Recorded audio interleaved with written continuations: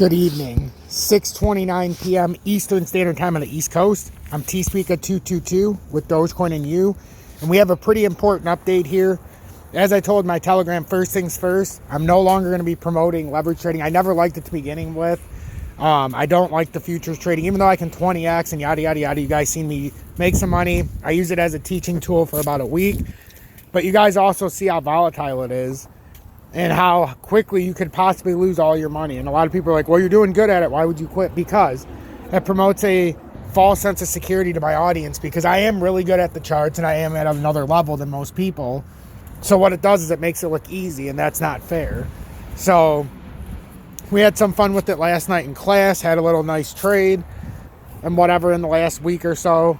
Got in nice positions, but at the end of the day, you're not watching and I'm not watching properly to see how far we're going down on liquidation, where the better buy zones are at. And in 1 second, you can literally lose all your money on a bad wick. It's that simple. If we had a 5 or 10% dump, you could literally be out on a 10%. If you're on a 20x leverage, it's even less. If you're on a 50x leverage and 2%, you lose all your money. So it's just, it doesn't promote a good trading stance. So I've always believed that leverage trading is essentially the devil of trading, because a lot of people lose their money based on greed. So I'm going to teach you guys the proper way like I have. And now that you guys have seen the ups and downs, the risk reward, I would rather keep it on the 1x level. I'm not going to be promoting futures trading anymore, and we're not going to do futures trading in my Telegram. We're going to go back to the old routine, the way that works, the only time-tested way not to liquidate yourself while trying to advance your position. So real quickly, I want to go over 3. Ethereum, Shiba, Matic, and then I'm out. Ethereum. We're working on what looks like, and this is a theme that's starting to develop here.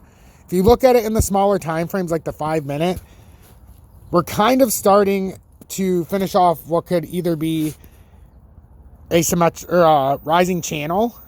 We could be in a rising channel, or be in some kind of symmetrical like this, something like that. And I would be willing to say that, and that's kind of like a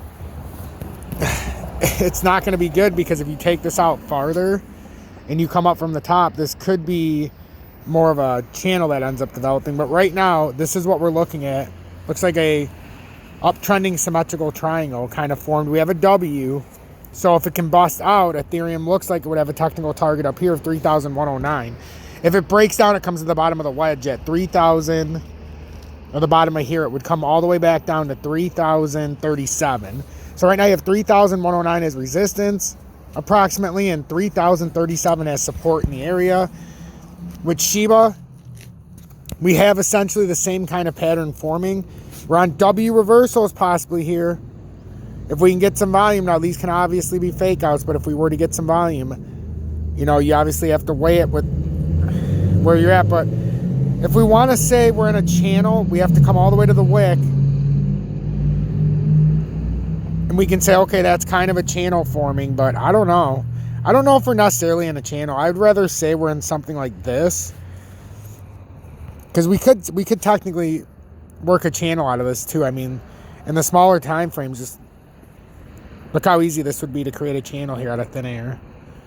You know, and that's, you could say we're trading in something like that. And then to make this even better, so that you have another an easier target, you could say, okay, we've developed something like a symmetrical triangle as well within the channel. So what is it? Well, we're going to find out here, ladies and gentlemen, and we can keep it interesting now. See that? Now you got yourself a symmetrical triangle and an uptrending channel with a W reversal that's playing out. If it falls through, it comes back down to the bottom. If it breaks up, your next target is going to be 2526. If it breaks down, your target is 2459. And then Matic. Matic is ahead, as it looks like it has broken out compared to the rest. Even though, I mean, it's been stuck in this area. You have something definitely like that. That's your uptrending support. You have a uptrending style, and it's broke out of this. See, we were in a channel. It hasn't necessarily broke out yet. Let me rephrase that. It's trying to break out. because how tight it, well, it fell back in it, so it hasn't technically broke out, but it's trying to. But that M, if it breaks down, your support would be all the way down here at $1.39 on a breakdown. And if it breaks up, because as you can see, this pattern is coming to an end. Sorry, that is in the wrong spot, and I apologize. It's supposed to be like this. No, it's not. That is the channel that I wanted on here, but if we want to look at it like this, we could say it was in something like this as well. So what wins out? So that's what you're looking at on a breakdown, $1.39. If it continues to break up, the resistance right here is $1.4385. Make sure that like button.